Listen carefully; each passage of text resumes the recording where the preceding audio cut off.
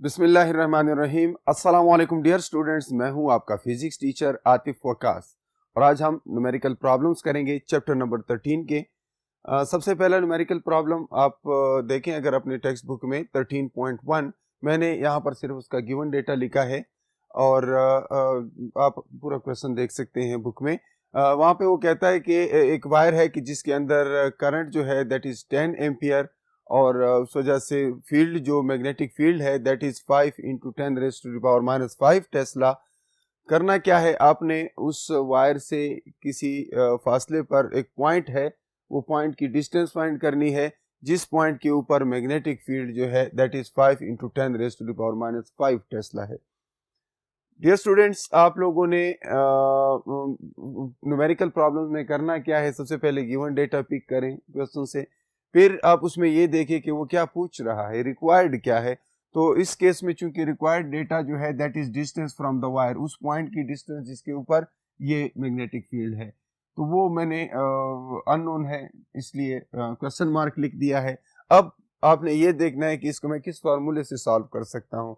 तो dear students, इसके लिए हम फार्मूला वही यूज कर सकते हैं जो हमें एम्पियर्स लॉ से मिला है।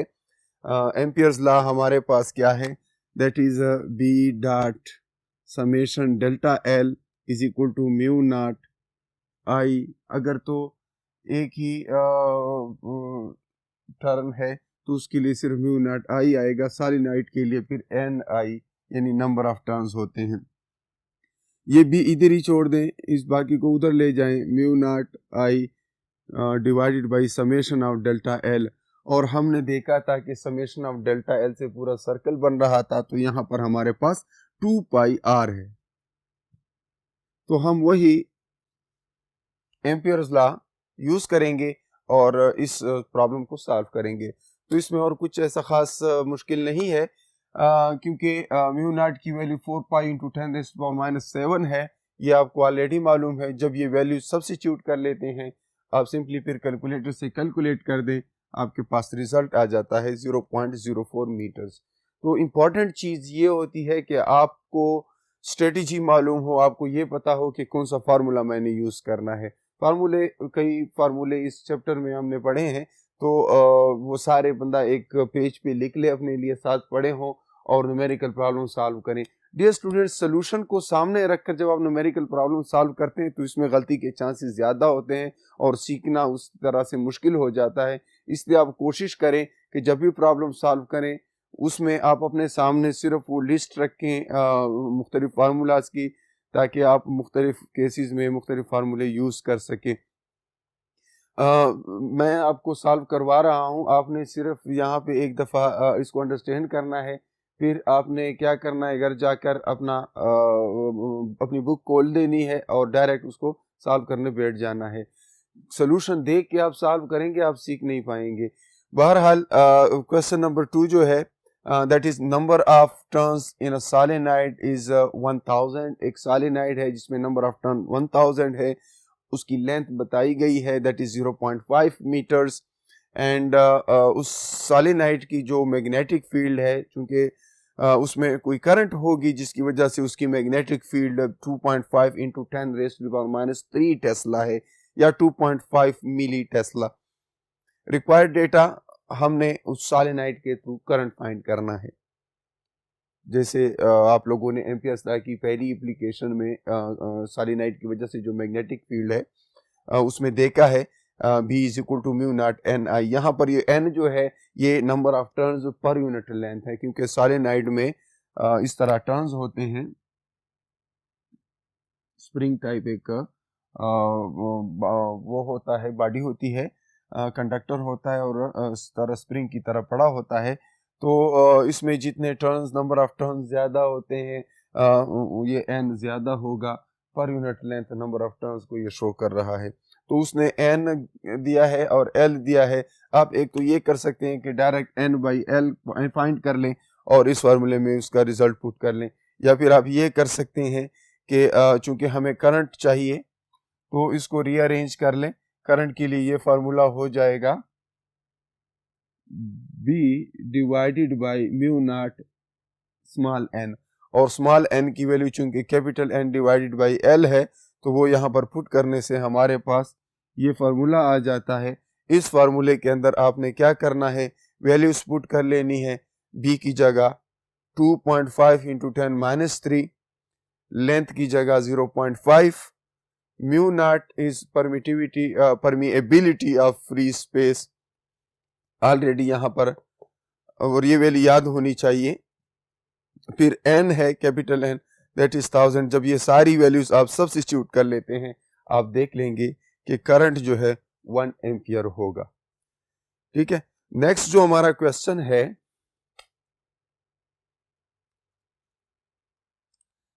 दैट इज 13.3, और इसमें गिवन डेटा क्या है,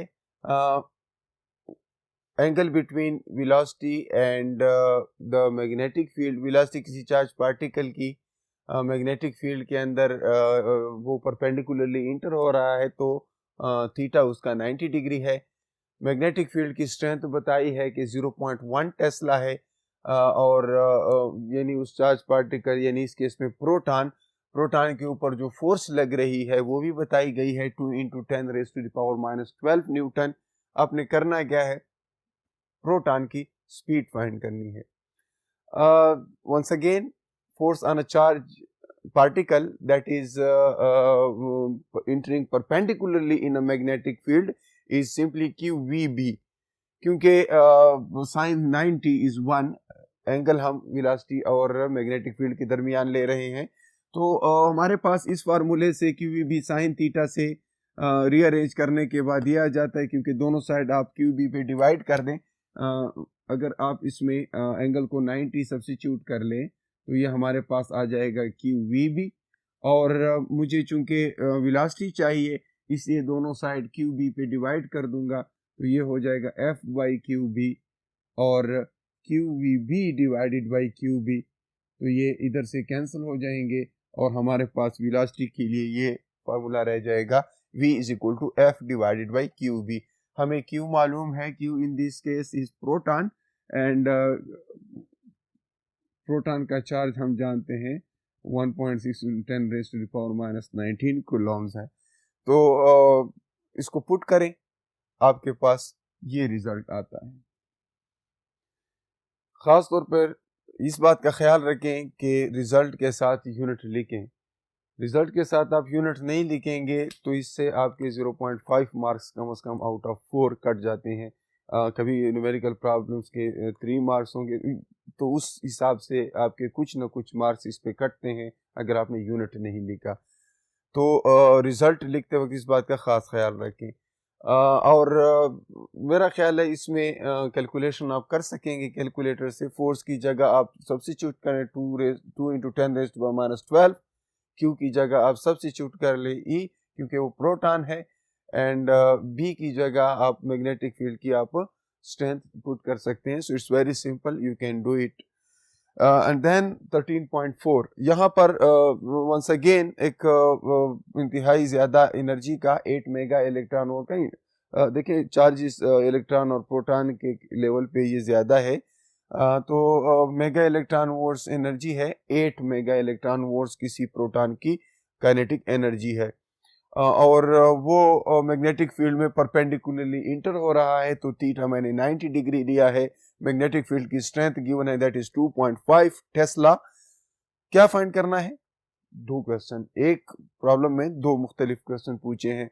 एक तो हमने ये फाइंड करना है कि उसके ऊपर उस मैग्नेटिक फील्ड के अंदर फोर्स कितनी लगेगी, और दूसरा हमें ये फाइंड करना है कि जब उस फोर्स की वजह से वो सर्कुलर पाथ पे घूमने लगेगा तब उस सर्कुलर पाथ का रेडियस क्या होगा। काइनेटिक एनर्जी गिवन है, और काइनेटिक एनर्जी से हम वेलोसिटी फाइंड कर सकते हैं, क्योंकि अगर हमें फोर्स फाइंड करनी है तो चार्ज पार्टिकल पे जो फोर्स लगती है that is QVB sin theta. Q मालूम है क्योंकि वो प्रोटॉन है, 1.6 × 10⁻19 कूलम। वेलोसिटी मालूम नहीं है, बी मालूम है 2.5 टेस्ला, और एंगल भी मालूम है थीटा। तो इस वेलोसिटी को फाइंड करने के लिए हम काइनेटिक एनर्जी की डेफिनेशन लिख लेते हैं, that is half mv²।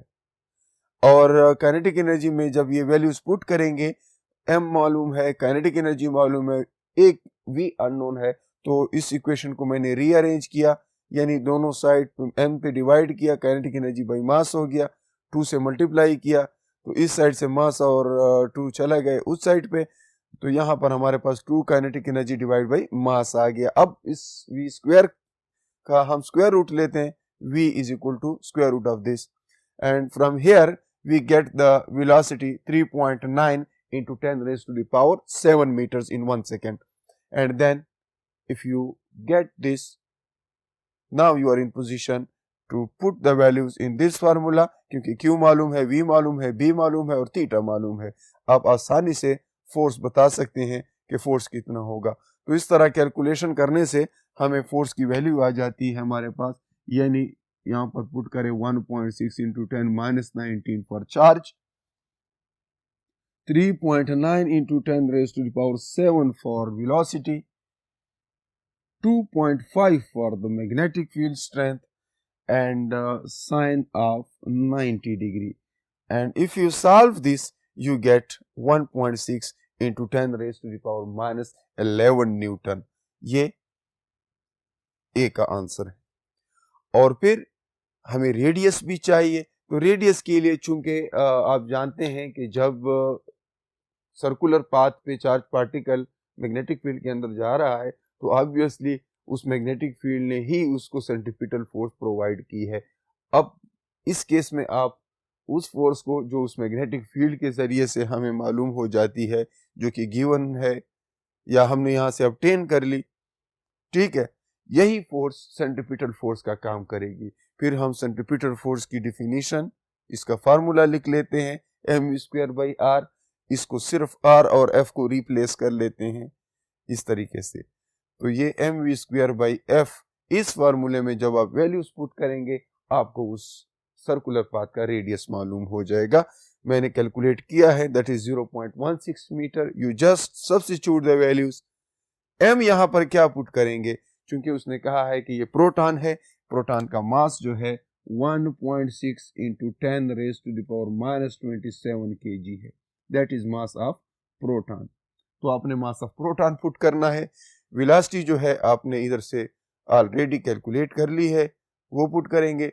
Force जो है हमें यहां से मिल जाता है। तो इस तरीके से हमें पता चल सकता है कि अगर कोई proton 8 mega electron volt kinetic energy वाला परपेंडिकुलरली किसी मैग्नेटिक फील्ड में इंटर होता है, तो जिस सर्कुलर पाथ पे वो घूमेगा उसका रेडियस 0.16 मीटर होगा, और उसके ऊपर जो फोर्स लगेगी उसका मैग्नीट्यूड 1.6 into 10⁻11 न्यूटन होगा। इसके बाद जो क्वेश्चन है दैट इज 13.5, उसको हम सॉल्व करते हैं। इस क्वेश्चन में डियर स्टूडेंट्स हमें दो मुख्तलिफ सिनारियोस के बारे में कहा गया है। पहले कहते हैं कि एक कंडक्टर है जिसकी लेंथ उसने नहीं बताई, और वो कह रहा है कि उस कंडक्टर के अंदर जब वायर होती उस वायर के अंदर जब करंट होती है 10 मिली एम्पियर, ठीक है, तो कोई मैग्नेटिक फील्ड है जिसके अंदर वो वायर पड़ी हुई है, वो मैग्नेटिक फील्ड उसके ऊपर 2 न्यूटन की फोर्स लगा। जब उस वायर के अंदर करंट 10 मिली एम्पियर है तो उसके ऊपर जो फोर्स लगती है किसी मैग्नेटिक फील्ड के अंदर कि जिसके अंदर वो पड़ा है, वो है 10 मिली एम्पियर के ऊपर फोर्स है 2 न्यूटन। और I2 जो है, अगर वो कहता है कि हम करंट को चेंज कर दें, पहले 10 मिली एम्पियर थी, फोर्स लग रही है 2 न्यूटन, अब चेंज करते हैं 30 मिली एम्पियर में करंट, बाकी चीजें वही है, वही मैग्नेटिक फील्ड है, वही लेंथ है, लेकिन हम सिर्फ उस वायर के अंदर करंट चेंज कर रहे हैं। अब कितनी फोर्स लगेगी? तो इस केस में हम क्या करेंगे, ये ऑलरेडी उसने कहा है कि वो मैग्नेटिक फील्ड में परपेंडिकुलरली पड़ी है, length of that wire and magnetic field are at 90 degree. तो हम लोगों ने ये पढ़ा था कि जब किसी करंट कैरिंग वायर को मैग्नेटिक फील्ड में रखेंगे तो उसके ऊपर जो फोर्स लगेगी that is ILB sine of theta. Theta is 90 degree if the length is perpendicular to the magnetic field lines. So we can ignore it, that is because sin 90 gives us 1 and we are left with this ILB. now from here उसने चूंकि दो different cases बताए हैं, तो एक case में मैं F1 कह देता हूं, करंट को I1 कह देता हूं, लेंथ चूंकि उसने वही रखी है, उसको चेंज नहीं किया, तो दोनों केसेस में हमारे पास लेंथ वही होगा। F1 के लिए I1LB लिखूंगा, F2 के लिए I2LB लिखूंगा। LB दोनों में सेम है, तो यहाँ पर स्ट्रेटजी ये होगी कि पहले से हम LB की वैल्यू निकालेंगे और दूसरे में सब्स्टिट्यूट करेंगे। इस तरीके से हमारे पास F2 मालूम हो जाएगा। तो मैं पहले फार्मूले से LB की वैल्यू निकालता हूँ, यानी दोनों साइड करंट पे डिवाइड किया, तो ये F1 बाई I1 आ गया। F1 की जगह उसकी वैल्यू पुट करो 2 न्यूटन, ठीक है, वो 2 न्यूटन है F1, और नीचे I1 वो मिली एम्पियर्स में है डियर स्टूडेंट्स। तो आपने इस बात का खास ख्याल रखना है कि 10 मिली एम्पियर्स का मतलब होता है 10 मल्टीप्लाइड विद 10 माइनस 3, ठीक है। अब आप इसको सॉल्व करते हैं तो इससे हमारे पास आ जाता है कोई 200 न्यूटन्स पर एम्पियर्स, ये फोर्स पर यूनिट पर करंट। तो 200 न्यूटन पर एम्पियर हमारे पास LB की वैल्यू आ गई। अब यही वैल्यू आप इस फार्मूले में पुट कर सकते हैं, या आप ये भी कर सकते हैं कि यहाँ पर F1 बाई I1 पुट कर लें और डायरेक्ट इसमें ही वैल्यूज पुट कर लें। I2 की जगह उसकी वैल्यू 30 मिली एम्पियर को आपने एम्पियर्स में कन्वर्ट करना है, दैट इज 10 माइनस 3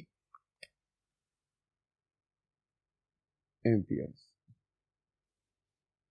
ठीक है। तो इस बात का ख्याल रखना है, बाकी सिर्फ वैल्यू सब्स्टिट्यूट करनी है और आप देख लेंगे कि आपके पास रिजल्ट आता है 6 न्यूटन। इस फार्मूले में ज्यादा आसान होता है, बजाय पहले उसको कैलकुलेट करने के आप इसको पहले एक फार्मूला लिखें, फिर दूसरा लिखें, फिर इन दोनों को इस तरह इक्वेट कर दें, यानी यहाँ से LB निकाल कर दूसरे में सब्स्टिट्यूट कर लें।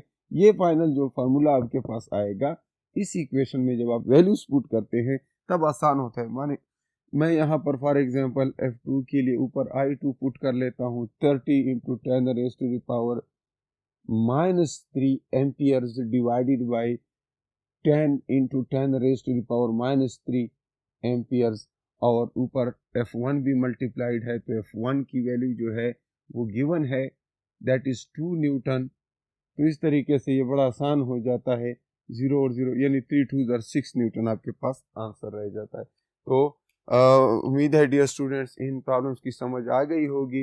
नेक्स्ट जो प्रॉब्लम्स हैं आपके इस चैप्टर के वो इंशाल्लाह नेक्स्ट लेक्चर में करेंगे। तब तक के लिए अपना बहुत सारा ख्याल रखिए। अल्लाह हाफिज़।